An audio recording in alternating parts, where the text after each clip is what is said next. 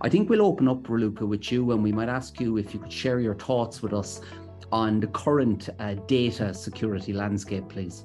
When you talk about data security, it's important to make a point about the macro trends as well that affect the data landscape, and macro trends such as the geopolitical tensions that fuel the cyber attacks, the enormous supply chain security risks that put our data at risk, and we've seen what happened with the MoveIt attack, the new ransomware reality that leads to data exfiltration, and of course we've got the massive volume of data that is being generated constantly. So these trends are what drive the need for a different approach when it comes to data security. We see right now is that data security has become a fragmented landscape. So what this means is that we cannot take the simple traditional approach of protecting data from one angle anymore. So we strongly recommend organizations to look at a multi-layered approach to data governance and ultimately data security. For example, we're talking about DLP today. Before they even get to DLP, they need to do discovering, they need to do mapping, classification, access limitation, encryption, and so forth. But even with all this, there is still a problem that we see. And so far we've talked about mainly internal data strategies, but what happens to the data when it leaves the organization, or when we share it with our trusted partners? And what we need to do now is we need to look at data in motion as well, and look for best practices how to essentially control this data. Just going to expand a little bit on what Raluca was saying with understanding your data.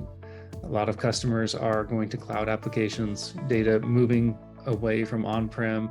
COVID drove this aggressively. When everyone started working from home, we had to enable them to work from home, and getting that data shared effectively with the right permissions and visibility into who's accessing it and when and why, that is increasingly more of a problem in the landscape. So a big focus for Smartech has been in building the capability to deliver the managed service around that. But you maybe talk us through what that journey looks like. So from our side, the way we help customers, and particularly Forcepoint customers with DLP, is we like to say that we help them unlock the potential of their DLP. Everybody wants to outsource efficiencies these days. They don't want to deal with the complexities of something like a DLP system internally. And we want to tell people that this is available to them as a SaaS-like offering. So we provide end-to-end management, end-to-end service. We help them configure policies. We help them run these risk assessments. We help them continuously tune. And really importantly, we help them monitor as part of their SOC, because it's important to bring the entire data security conversation into security operations. We leverage the power of automation to make it easier for them, to make incident response easier, and to help them minimize the risk of a data breach. I know that you secretly love compliance. If I were to make a statement that in many organizations we see that these compliance adherence mandates are purely for compliance rather than security, would that be an accurate statement? A few years ago, regulations such as GDPR and even standards like ISO 27001 were typically viewed as, let's just tick the box because we have to, and we have to get the badge. But the story has changed a little bit in the last few years, primarily because of the large-scale attacks that we have seen and the large scale of data exfiltration that we have seen. We are seeing strengthened data security standards.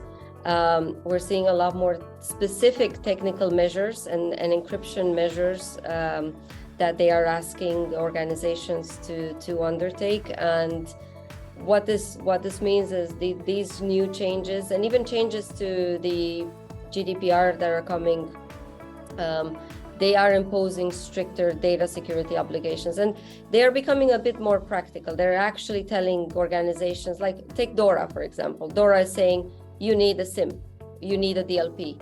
Whereas before, oh, you need a way to process data and to monitor for events. No, you need a SIM. So they're becoming a lot more specific, which is great, I think. Yes. Jaimin, I mean, from your experience, could you tell us a little bit about what customers need to do to ensure that they maximize the DLP investment that they're making as an organization? Yeah, it's not just an evolving market. I think it is individual customer maturity as far as their security practices, know-how, and the staff that they have to run it. What they're looking for is a very simple platform that can do many use cases in a very quick, cost-effective manner.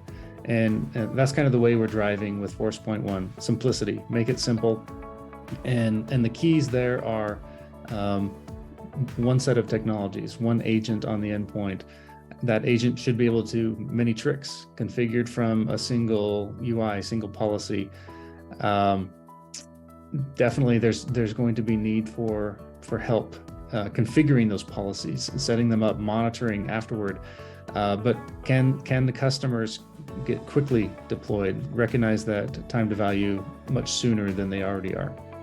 A good point. And Jaimin, you mentioned something which is important earlier: simplicity. And nowadays, customers want to simplify their security operations. They are dealing with too many vendors, too many suppliers, and they have too many problems internally to fix.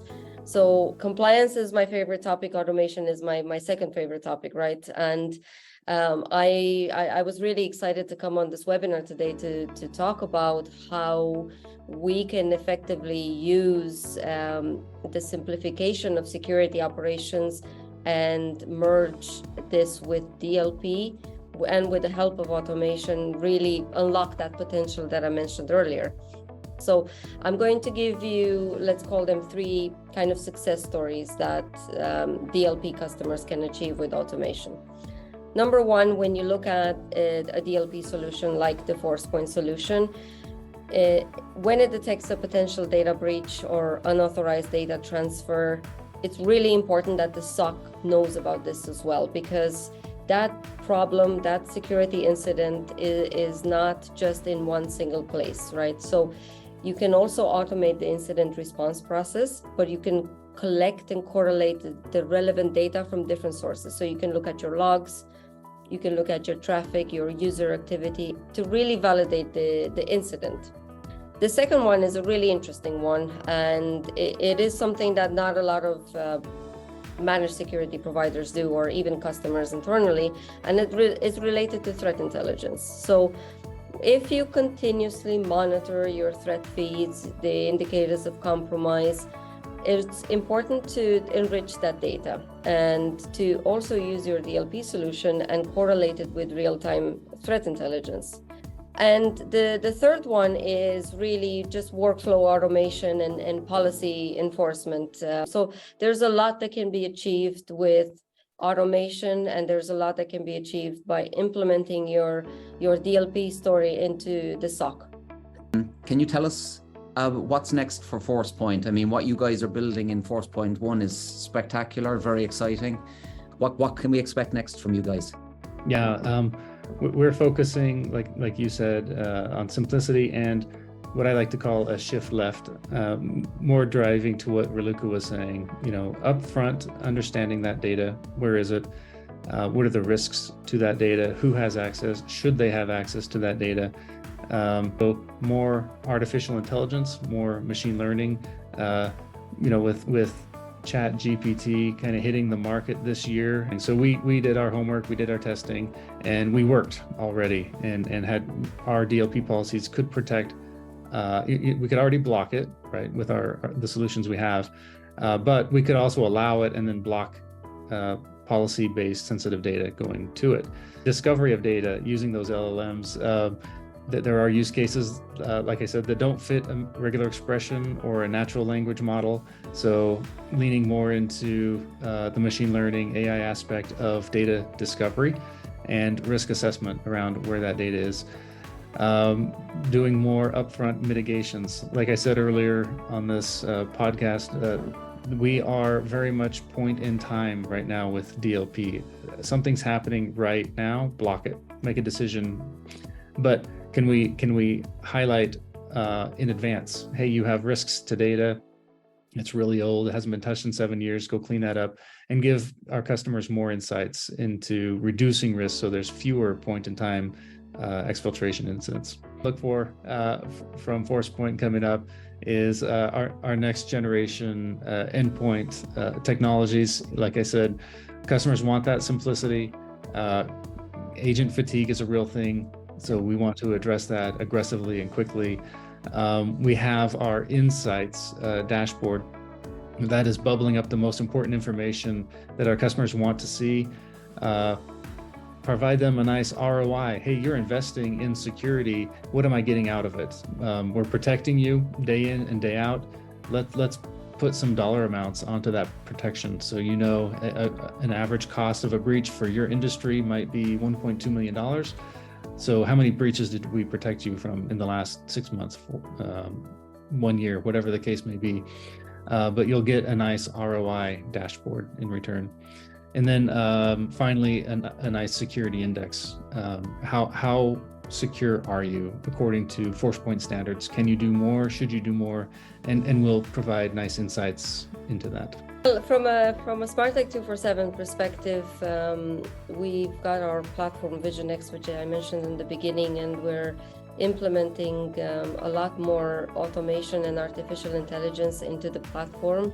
And that's very exciting to us, and it is something that our customers are asking for as well. So we are building some exciting new features into VisionX. We're implementing a lot of features for cybersecurity validation, for example. We're implementing risk assessments, alignment to NIST, risk scoring as well, which is very much in line with what Jamin was saying about Forcepoint 2. And we're implementing a lot more in terms of AI. We're building our own ChatGPT, our private ChatGPT, which will allow to streamline security operations. We're building a lot more in terms of attack surface management. We're helping our customers understand their entire attack surface, and that's internal attack surface and external attack surface, and we're going to bridge that gap as well. We're also building a lot of integrations when it comes to data security. We already have an integration with Forcepoint, so our customers are able to view their top risks when it comes to data already on their MDR platform, on their security platform.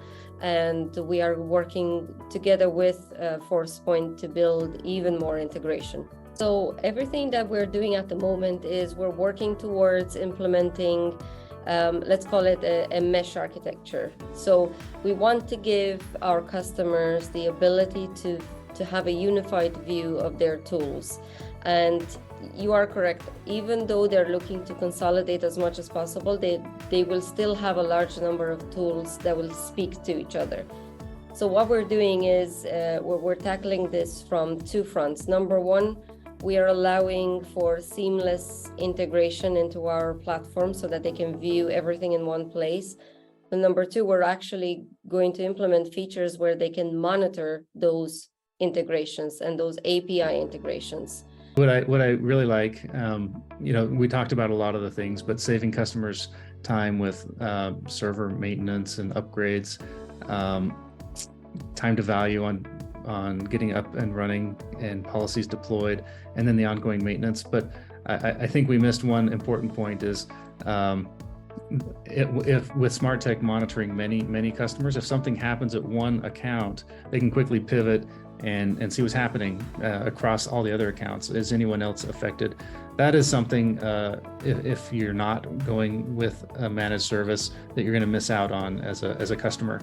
You're going to be working in your own silo, maybe reaching out to your own network and trying to see and get help if you're compromised. But with a solution like SmartTech, and they'll be able to more proactively give you those insights and be more of a partner in that regard with a more of a global view of the security landscape. I think you make a really astute point, because I mean, in this industry, it's economies of scale. That's a really, really good point you make. Yeah.